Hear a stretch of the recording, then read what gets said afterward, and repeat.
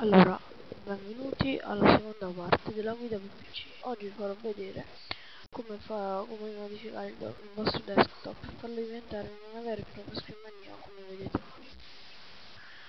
Allora, è molto semplice, basta andare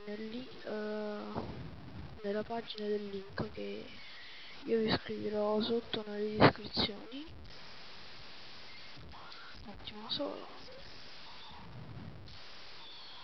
che io vi scriverò nelle descrizioni e si aprirà questa pagina.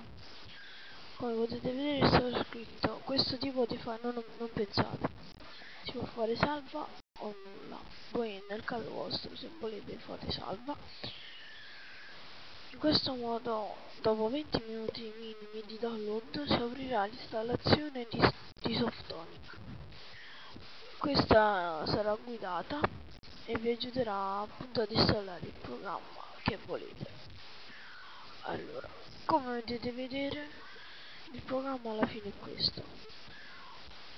Inizialmente è diverso, io ho modificato alcune impostazioni che poi voi potete modificare al vostro piacimento. Come avete visto è molto semplice. E alla prossima guida del PC.